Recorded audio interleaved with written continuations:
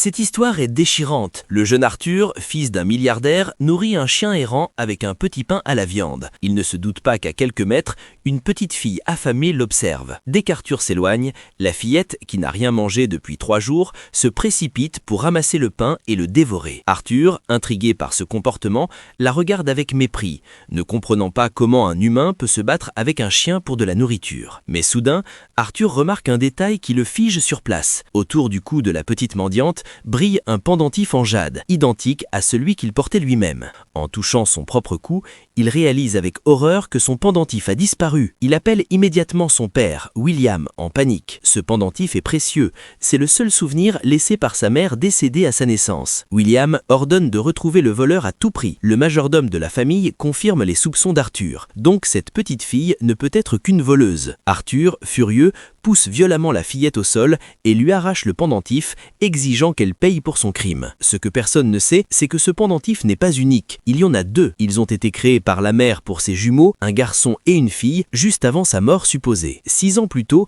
la femme de William, en plein accouchement difficile, avait besoin d'une césarienne d'urgence. Mais le père de William, un patriarche cruel et manipulateur, a débarqué pour empêcher l'opération. Il voulait forcer William à épouser une riche héritière et refuser que cette femme indigne survive. Il a menacé l'hôpital de ruine s'il la souvait. Quand il a appris qu'elle portait des jumeaux, le patriarche a changé de plan. Il a ordonné de sauver uniquement le garçon, l'héritier mâle, et de jeter la mère et la petite fille dehors comme des ordures. Il a ensuite menti à William, lui faisant croire que sa femme et sa fille étaient mortes en couche. William, anéanti, a élevé Arthur seul, lui donnant l'un des pendentifs en souvenir. Mais la vérité finit toujours par éclater. 6 ans plus tard, William surprend une conversation secrète de son père. Il apprend avec effroi que sa femme et sa fille sont vivantes. Son père les a gardées en vie dans la misère après avoir fait frapper la mère jusqu'à ce qu'elle perde la mémoire, uniquement pour qu'elle serve de banque de sang vivante en cas de besoin pour la famille. Fou de rage, William confronte son père. Désormais puissant et maître de l'entreprise familiale, il n'a plus peur de lui. Mais le vieil homme refuse de dire où elles sont cachées. William décide alors de les chercher lui-même. C'est à ce moment précis qu'il reçoit l'appel d'Arthur concernant le vol du pendentif. William fonce sur les lieux, le cœur battant.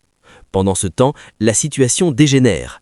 Un médecin qui connaît la petite fille et sa mère malade arrive et supplie la petite de s'excuser pour éviter des ennuis qui pourraient coûter la vie à sa mère hospitalisée. Terrifiée, la petite fille s'agenouille devant Arthur pour demander pardon, jurant qu'elle n'est pas une voleuse. Soudain, une femme pâle et affaiblie surgit de l'hôpital. C'est la mère.